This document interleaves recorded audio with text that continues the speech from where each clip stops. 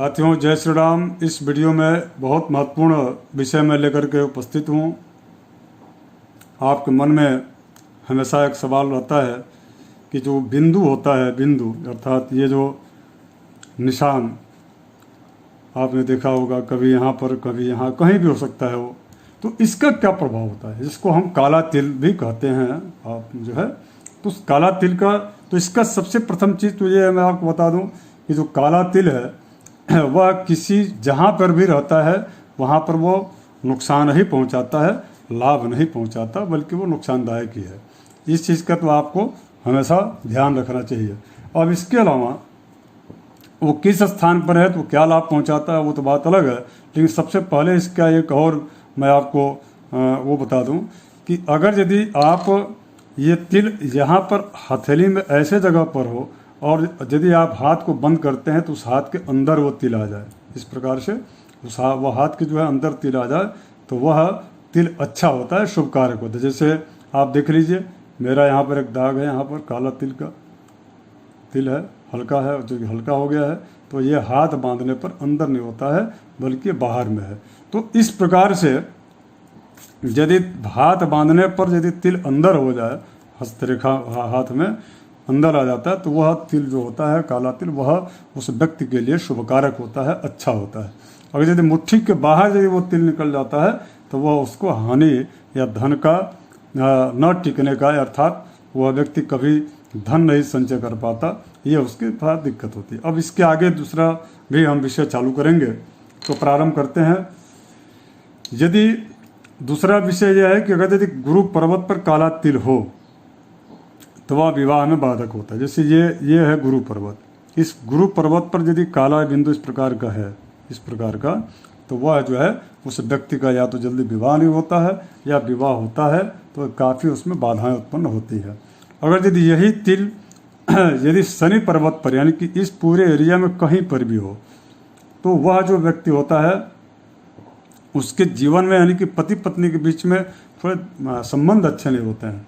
और यदि इस प्रकार की स्थिति होती है, निश्चित तौर पर उसका जो वायव्य जो कोण होता है, वास्तु जहाँ निवास करता है, उसमें वास्तु दोष भी होता है, तो थोड़ा आप उस पर भी ध्यान जरूर रखें। अब इसके पश्चात जो है, यदि सूर्य पर्वत, ये जो सूर्य जो पर्वत है, यह जो सूर्य पर्वत है, यह समाज में यदि यहाँ पर यह काला तिल होता है, तो आपने देखा होगा सूर्य ग्रहण लगता है, तो ग्रहण जो होता है वो क्या होता है, वह ठीक नहीं होता है। तो सूर्य चंद्र, तो उसी प्रकार से सूर्य पर यदि काला तिल है तो वो भी ग्रहण के समान ही आप समझ लीजिए, राहु का परिचायक होता है, छाया का परिचायक होता है। तो ऐसा होता है तो वह व्यक्ति समाज में निंदा का पात्र बनता है, या निंदनीय कार्य करके वह जो है समाज में निंदित हो जाता है। थोड़ा इस पर आपको विशेष रूप से ध्यान रखना चाहिए। यदि यहाँ पर होता है तो आपको आदित्य हृदय स्तोत्र का पाठ करना चाहिए। यदि शनि पर यदि है तो आपको हनुमान चालीसा का, इसके साथ साथ में एक शुक्ल यजुर्वेद का है या ऋग्वेद में भी है, समंजंतु स्तोत्र है, उस स्तोत्र का पाठ करने से पति पत्नी के बीच में संबंध अच्छे होते हैं। यदि गुरु पर्वत पर विवाह में बार बार बाधा उत्पन्न हो रहा है, बाधा होता है, तो उस व्यक्ति को गुरु से संबंधित पूजा पाठ करना चाहिए। और इसके अलावा भी एक जो है मंगल स्तोत्र है, उस मंगल स्तोत्र का भी ध्यान और पाठ पूजा करना चाहिए। इसके अलावा यदि बुद्ध पर्वत पर यदि यह इसी प्रकार के बुद्ध क्षेत्र में काला तिल है, तो व्यक्ति किसी कुटिल और धोखेबाज से वह धोखा खाता है। तो थोड़ा सा आपको व्यापार करते समय, लेन देन, विशेष रूप से लेन देन करते समय आपको जो है वह व्यक्ति कौन है, क्या है, वह उससे थोड़ा सा आपको सावधानी बरतना चाहिए, क्योंकि वह आपके जो है प्रेम से बोल करके और आपके अंदर प्रवेश करके और वह आपका नुकसान पहुंचा सकता है। तो इस व्यक्ति का ऐसा जरूर आपको ध्यान रखना चाहिए। और ऐसी जब स्थिति आती है, या किसी के पास लंबा आपका पेमेंट रुक गया है, वो नहीं मिल रहा है, तो ऐसे व्यक्ति को भी आदित्य हृदय स्तोत्र जो भगवान राम को अगस्त्य जी ने दिया था रणभूमि में, उस आदित्य हृदय स्तोत्र का पाठ करना चाहिए। मित्रों, इसमें 31 श्लोक है, मात्र 31 श्लोक है।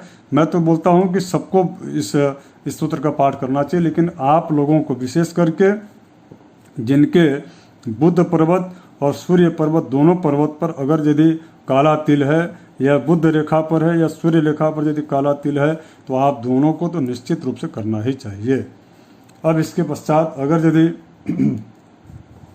चंद्र क्षेत्र में यहाँ पर यदि कहीं पर भी काला तिल हो इस प्रकार का, तो वह जो व्यक्ति होता है वह व्यक्ति किसी न किसी माध्यम से वह जो है संघात पहुंचाता है अपने आप को, यानी कि स्वयं को नुकसान पहुंचाने का प्रयास करता है गुस्से में आकर के। तो इस प्रकार का स्थिति थोड़ी सी यदि होती है तो हिम्मत रखते हुए ईश्वर की कृपा बनी रहे। शशिशेखर भगवान शिव की आराधना करना चाहिए। ह्रौम जोम सह ये त्रिअक्षरी जो है मृत्युंजय मंत्र, इस मृत्युंजय मंत्र का जरूर आपको जप करना चाहिए। और ऐसी स्थिति यदि रहती है तो आपको थोड़ा विशेष रूप से सावधानी बरतना चाहिए। अब इसके पश्चात चूँकि शुक्र क्षेत्र में यदि काला तिल होता है तो वह व्यक्ति जो है यदि इस एरिया में कहीं पर भी यदि काला तिल होता है तो वह व्यक्ति जो है दुर्व्यसनी होता है और कई उसकी जो है विपरीत लिंगिक मतलब वो महिलाओं के प्रति आकर्षण वाला व्यक्ति होता है और उसको जो है गुप्त रोग की भी आशंका बनती है। तो थोड़ी सी आपको जो है ध्यान रखना चाहिए। अब इसके पश्चात यदि केतु क्षेत्र में यदि इस प्रकार का दाग रहता है, इस प्रकार का यहाँ पर जो है यहाँ पर यदि इस प्रकार की स्थिति बनती है तो वह व्यक्ति जो है बाल्यावस्था में उसका जीवन बहुत कष्टमय होता है, लेकिन उसका जीवन इसके पश्चात ज्यों ही वो बड़ा होता है त्यों जो है निरंतर उसका विकास होता है और बहुत अच्छा उसको मान सम्मान प्रतिष्ठा धन संपत्ति की प्राप्ति होती है। इस चीज़ को समझना चाहिए। अगर ये राहु के क्षेत्र में ये चूँकि ये जो एरिया है वो राहु के क्षेत्र में है, तो इसमें यहाँ पर यदि इस प्रकार का दाग होता है इस प्रकार का, तो वह जो व्यक्ति होता है उस व्यक्ति को युवावस्था में किसी बड़े व्यापार में हानि या नुकसान की स्थिति होती है, किंतु उसको सरकारी नौकरी भी मिलती है, ऐसा देखा गया है।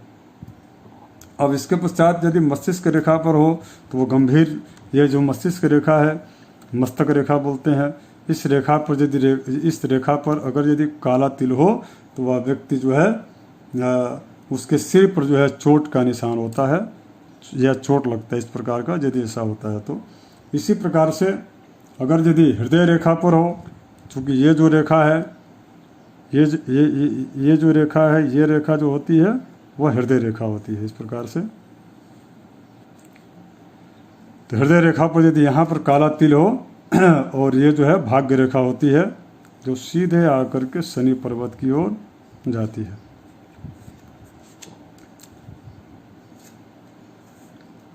तो इस प्रकार की यदि इस जो है हृदय रेखा पर यदि काला तिल होता है तो वह व्यक्ति दुर्बल होता है और उस व्यक्ति को स्वास्थ्य के प्रति विशेष रूप से सचेत रहना चाहिए। यदि सूर्य रेखा, जैसे मैंने आपको बताया था कि कोई भी रेखा सूर्य पर्वत पर आकर समाप्त होती है तो उसको सूर्य रेखा बोलते हैं। यदि सूर्य रेखा पर काला तिल होता है तो वह बाधा उत्पन्न करता है। भाग्य रेखा में यदि काला तिल होता है तो जिस जहाँ पर वो काला तिल हो उससे जीवन रेखा का की जो है समय का सुनिश्चितीकरण करके और उस समय आपको विशेष रूप से ध्यान रखना चाहिए। यदि आप व्यापारी हैं तो विशेष तौर पर आपको उस समय निवेश करने से बचना चाहिए। यदि स्वास्थ्य रेखा पर कोई भी रेखा यहाँ से निकल कर बुध रेखा की ओर जाती है तो वो स्वास्थ्य रेखा होती है। और यदि उस रेखा पर यदि काला तिल होता है तो वह उस व्यक्ति को जो है हड्डियों से संबंधित जो है उसको दिक्कत होती है, यहाँ तक कि कहीं फ्रैक्चर इत्यादि चीज़ों की स्थिति भी निर्मित हो सकती है। मगर यदि मंगल रेखा पर आती है, मंगल चूँकि ये मंगल रेखा होती है, मैंने एक वीडियो भी बनाया था इस पर। अगर यदि यह मंगल रेखा यहाँ पर यदि रेखा जो आती है मंगल की तरफ उसको जो है मंगल रेखा बोलते हैं।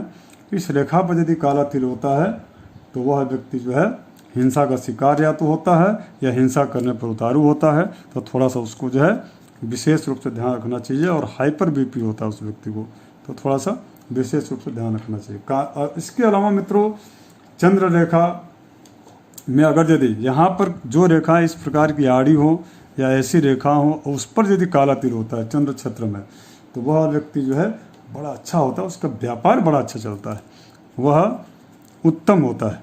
और इसके अलावा यदि काला तिल यह चूँकि अनामिका उंगली है, इस अनामिका उंगली में यहाँ से लेकर के यहाँ तक यदि कहीं पर भी यदि काला तिल ये रहता है और अंदर की तरफ होता है, यानी कि बाहर की तरफ इधर नहीं बल्कि बीच सेंटर में कि थोड़े बहुत आगे पीछे होता है तो वह व्यापार में व्यक्ति सफल होता है। और यदि कनिष्ठिका अंगुली पर यहाँ पर यदि वो यही काला तिल हो तो वह व्यक्ति व्यापार को बढ़ा नहीं पाता, उसमें कोई ना कोई बाधा उत्पन्न हो जाती है। जो पूर्व से जो संचालित रहता है उसी तक वह सीमित रह जाता है।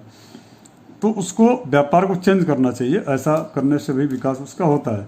इसके अलावा चूँकि मध्यमा जो उंगली है, ये बीच वाली जो उंगली है मित्रों, ये सब जो बड़ी वाली, इसमें अगर यदि यहाँ और यहाँ पर यदि काला तिल होता है, काला का तिल का निशान होता है, तो वह व्यक्ति जो है भाग्य में उसके यानी कि चूँकि भाग्य रेखा संबंधित हो, अगर यदि भाग्य रेखा यहाँ से आकर के क्रॉस करती हुई यहाँ तक आ जा रही है और इसके बाद यदि काला तिल है, तो वह व्यक्ति जो अगाध संपत्ति का मालिक होता है और बहुत बड़ा व्यापारी होता है, बिजनेसमैन होता है। किंतु अगर यदि यह रेखा यहाँ तक नहीं आ पाई है और यहाँ पर यदि काला तिल का निशान है, यदि यहाँ पर काला तिल का निशान है, तो वह दुर्भाग्य का परिचायक होता है। इसलिए होता है कि बहुत ज़्यादा संपत्ति धन कमाने के बाद भी वो व्यक्ति जहाँ से चला होता है वह व्यक्ति वहीं पर जा कर के पुनः जो है वापस चला जाता है। कुल मिलाकर के हीरो से पुनः जीरो पर चला जाता है, जबकि वो जीरो से हीरो बना रहता है। ऐसी स्थिति भी देखी गई है। तर्जनी उंगली में यदि होता है, यहाँ पर यदि काला तिल होता है, तो वह व्यक्ति जो है